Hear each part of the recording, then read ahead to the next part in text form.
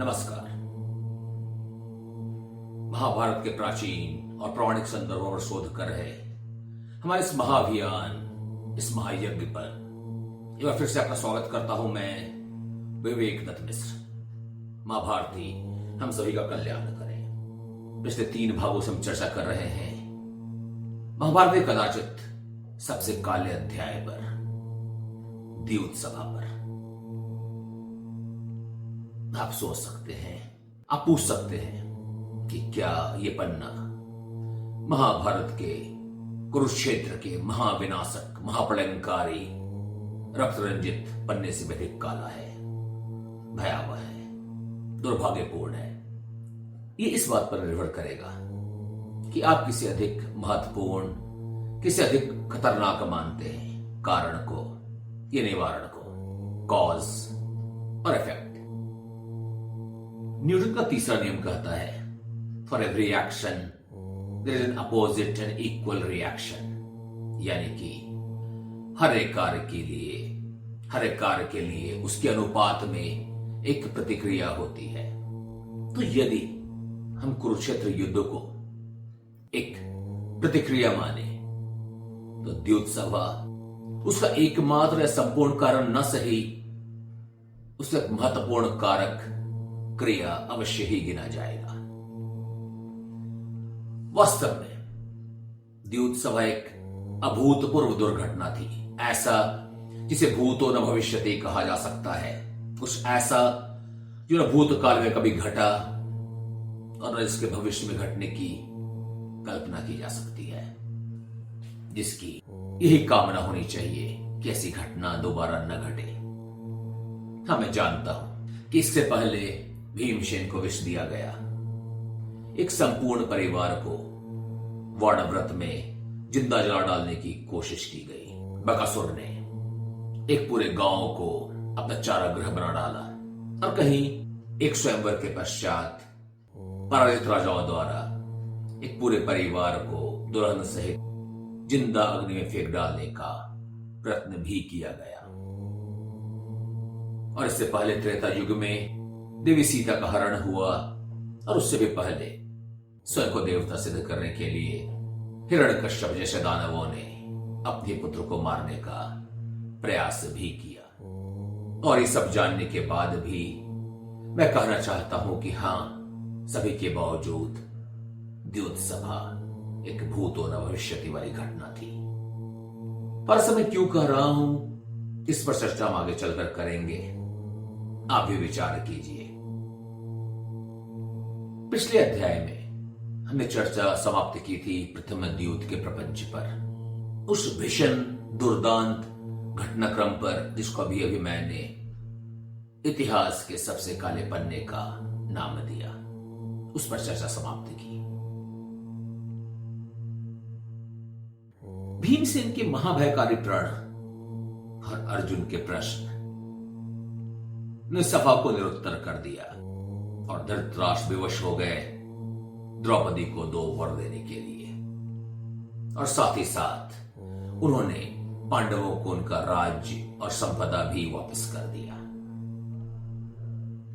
बदले में धृतराष्ट्र चाहते थे कि पांडव कौरवों के अपराधों को क्षमा कर दें, उनके पुत्रों को क्षमा कर दें। पर काल की गति उलट तो नहीं सकता ना। कर्ण के कटु वचन, द्रौपदी का अपमान और भीमसेन का भीषण प्रण। शायद धृतराष्ट्र को लगा हो द्रौपदी को दिए अपने वर के कारण वो इतिहास के परम महादानी, महान न्यायपालक राजाओं में गिने जाएंगे। पर justice delayed is justice denied and justice denied is a grave injustice propagated. यदि धृतराष्ट्र ने समय रहते प्रयास किया होता तो इतिहास कुछ और होता। और इसीलिए धृतराष्ट्र और युधिष्ठिर का ये प्रयास काफी विलंबित भी था और निरर्थक भी। कदाचित कुछ पल के लिए जब पांडव इंद्रप्रस्थ जाने को तत्पर हुए तो धृतराष्ट्र को ऐसा लगा हो, युधिष्ठिर को भी शायद ऐसा लगा हो कि संकट, संघर्ष और सर्वनाश टल गया है। पर न धृतराष्ट्र न धर्मराज कहे जाने वाले युधिष्ठिर ही इस शांति के प्रयास के पीछे दम तोड़ रहे न्याय की कराह को सुन पा रहे थे। पर मुक्त हुए मानवों को 64 विसात पर रख हार जाने वाले, पर मुक्त हुए मानवों को 64 विसात पर रख हार जाने वाले और दंड से छूट गए एक स्त्री के आन से खेलने वाले, मुक्त हुए मानवों को 64 विसात पर रख हार जाने वाले और दंड से छूट गए और दंड से छूट गए एक स्त्री की आन से खेल जाने वाले। जब मानवों की विधि न्याय करने से चूक जाती है, ईश्वरीय शक्ति न्याय अद्भुत अपना सुनाती है। ईश्वरीय शक्ति न्याय अपना अद्भुत सुनाती है। नीति का खेल है जब निराला, नीति का खेल है जब निराला, कई बार दंड सुनाता, दुष्टों के षड्यंत्र का ले सहारा। नीति का खेल है जब निराला, कई बार दंड सुनाता, कई बार दंड सुनाता, दुष्टों के षड्यंत्र का ले सहारा। और विधान के निर्णय को पूर्ण कर जाने में, और विधान के निर्णय को पूर्ण कर जाने में ठगे जाते साधु पुरुष भी मति हर जाने पे।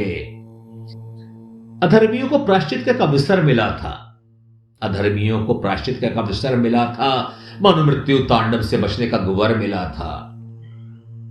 पर दुष्ट चतुर कहां सुनने वाले थे, पर दुष्ट चतुर कहां सुनने वाले थे, और नियति के लेख कहां बदलने वाले थे, और नियति के लेख कहां बदलने वाले थे।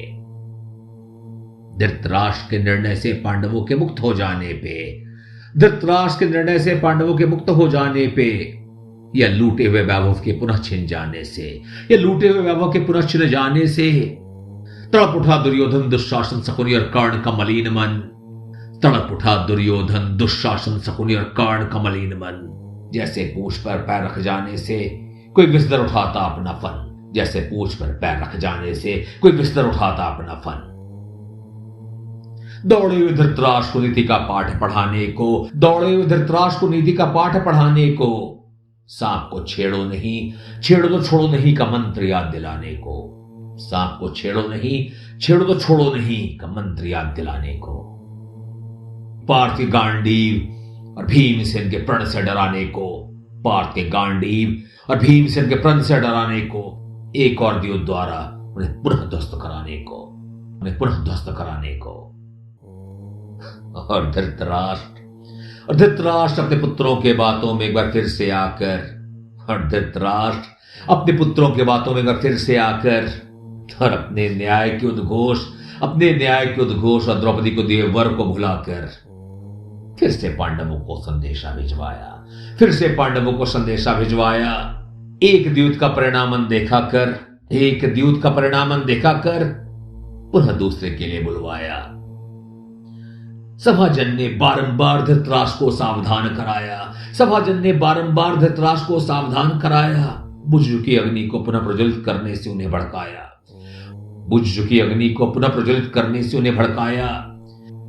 गांधारी ने याद दिलाया, गांधारी ने याद दिलाया विदुर का दुर्योधन जन्म के समय का परामर्श।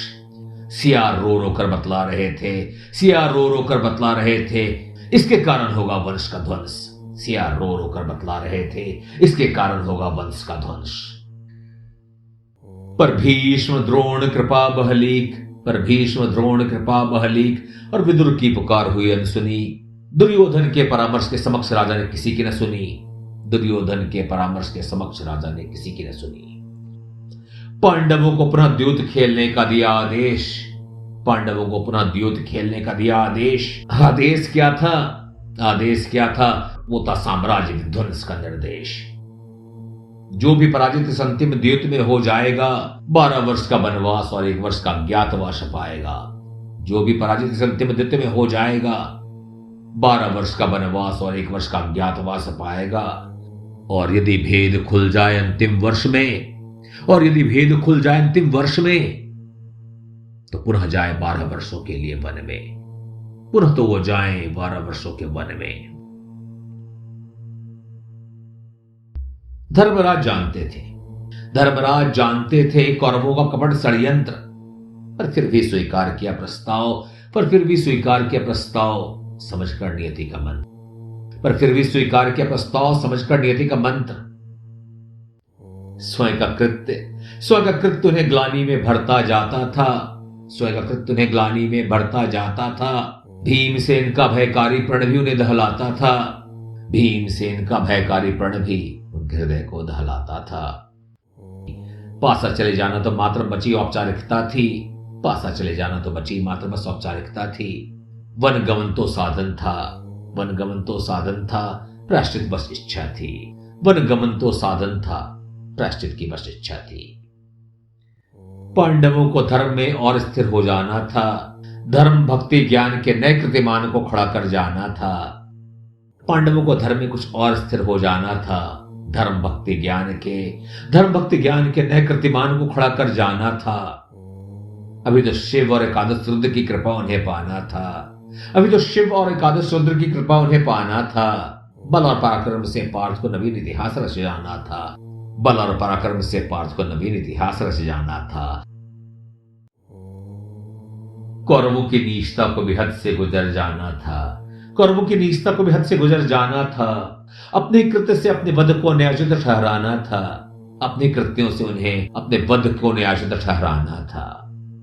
पांडव जाएंगे 13 वर्ष वन को, पीछे छोड़ जाएंगे भयकारी प्रण को। पांडव जाएंगे 13 वर्ष वन को, पीछे छोड़ जाएंगे भयकारी प्रण को। दंड पाने वालों में और नाम जोड़े जाएंगे। दंड पाने वालों में और नाम जोड़े जाएंगे। कौरवों के साथ कर्ण और शकुनी भी अपने पापों का दंड पाएंगे। कौरवों के साथ शकुनी और कर्ण भी अपने पापों का दंड पाएंगे। पुनः अपना प्रण दोहराया गदाधारी वृकोधर ने। पुनः अपना प्रण दोहराया गदाधारी वृकोधर ने। मारे जाएंगे सारे कौरव मेरे द्वारा, है ना कोई संशय इसमें, है ना कोई संशय इसमें। मारे जाएंगे सारे कौरव मेरे द्वारा, है नहीं कोई संशय इसमें। अर्जुन वध करेगा दुष्ट कर्ण का। अर्जुन वध करेगा दुष्ट कर्ण का। और सहदेव दिखाएगा शकुनी को मार्ग यम का। और सहदेव दिखाएगा शकुनी को मार्ग यम का। अर्जुन ने अग्रज के आदेश को स्वीकार किया। अर्जुन ने अग्रज के आदेश को स्वीकार किया। भीमसेन के प्रण पालन का प्रण स्वयं भी लिया। भीमसेन के प्रण पालन का प्रण स्वयं भी लिया। 14वें वर्ष पूर्ण करूंगा आज्ञा आपका। 14वें वर्ष पूर्ण करूंगा आज्ञा आपका। युद्ध में अंत करूंगा 2 स्पूर्ण दुष्ट कर्ण का। युद्ध में अंत करूंगा 2 स्पूर्ण दुष्ट कर्ण का। अब पांडव प्रायश्चित के साथ कुछ और तप भी कर जाएंगे। कई यक्ष प्रश्न भी उत्तरित हो जाएंगे। कौरव 13 वर्ष भोग विलास भय में बिताएंगे। कौरव 13 वर्ष भोग विलास भय में बिताएंगे। अंततः कथा का अंत हम कुरुक्षेत्र में देख पाएंगे। अंततः कथा का अंत हम कुरुक्षेत्र में देख पाएंगे। और इस अनुद्यूत पर्व के साथ ही महाभारत के 18 खंडों में से दूसरे खंड सभा पर्व का समापन हो जाता है। इसके आगे हम प्रवेश करेंगे वन पर्व में। कदाचित इस सभा के घटना चक्र की जानकारी थोड़ी त्रुटियों के साथ ही सही, पर हम में से ज्यादातर भारतीयों के पास पहले से ही है। और इसका श्रेय कदाचित जाता है अनेक महाभारत पर आधारित टीवी शोज, धारावाहिकों को, जिन्होंने इस घटना पर खासा बल दिया है और लोगों तक इसकी जानकारी पहुंचाई है। हालांकि उसे संपूर्ण प्रमाणिक नहीं माना जा सकता। मूल घटना की जानकारी तो लोगों को है ही, और यही कारण है कि इनमें से ज्यादातर लोगों ने इस संदर्भ पर पहले से अपना तय विचार, तय राय बना लिया है, और हमने अपने अपने दोषियों और बड़े दोषियों का चुनाव भी कर लिया है। और यही कारण है कि इस घटना के बाद अलग अलग सोशल मीडिया के माध्यम से मेरे पास अनेक प्रश्न आए हैं, अनेक चुनौतियां आई हैं, अनेक खंडन आए हैं, आपकी अनेक ऐसी प्रतिक्रियाएं आई हैं जिसके अनुसार पांडव द्यूत सभा के लिए सबसे अधिक जिम्मेवार थे, सबसे बड़े दोषी थे, और पांडवों के दोष से इनकार किया जा भी नहीं सकता, इनकार किया जाना भी नहीं चाहिए। प्रश्न सिर्फ ये उठता है कि उनका दोष एक विकट भूल, एक महाभूल की श्रेणी में आता है, यह एक महान अपराध की श्रेणी में, या फिर एक ऐसे महापाप की श्रेणी में जिसका कोई प्रायश्चित नहीं किया जा सकता। और इसी कारण अगले अध्याय में हम पांडवों को न्याय के कटघरे में खड़ा करेंगे, उन पर महाअभियोग लगाएंगे और तय करेंगे पांडवों की भूमिका कितनी भूल, कितना अपराध और कितना पाप। यदि आपके कुछ विचार, कुछ तर्क इस संदर्भ में है तो अपने विचार हम तक पहुंचाएं। आप YouTube पर कमेंट द्वारा या Instagram पर हमारे हैंडल, जिसका पता हमारे डिस्क्रिप्शन में है, वहां तक अपने विचार हम तक पहुंचा सकते हैं, अपनी वॉइस में पहुंचा सकते हैं। और ऐसा करने के लिए आपके पास समय है आने वाले बुधवार तक। पर किसी भी विचार के पहले आपको एक सुझाव देना चाहूंगा। एक घटनाक्रम, एक कार्य, एक एक्शन का स्वयं में कोई महत्व नहीं रहता अगर हम उससे उसके इंटेंट यानी कि कॉन्टेक्स्ट यानी कि संदर्भ को अलग कर दें। तो जब आप अपने विचार बनाएं तो ये अवश्य ध्यान रखें कि हम चर्चा आज से 5000 वर्ष पूर्व घटित घटना पर कर रहे हैं, जिस समय के मूल्य, वैल्यूज हमारे समाज से भिन्न थे। तो हमारे साथ हमारे अगले अध्याय में अवश्य शामिल हो, हमारे अगले अति महत्वपूर्ण अध्याय में, जहां हम पांडवों पर महाभियोग चलाएंगे। तो जुड़े रहें, जोड़ते रहें, विचार करते रहें। इसी तरह श्रुति स्मृति परंपरा को बढ़ाते रहें। ध्यान रखें, आपके सहयोग और सहभाग से ही भारत की प्राचीन संस्कृति का विस्तार संभव है। मां भारती हम सभी का कल्याण करें।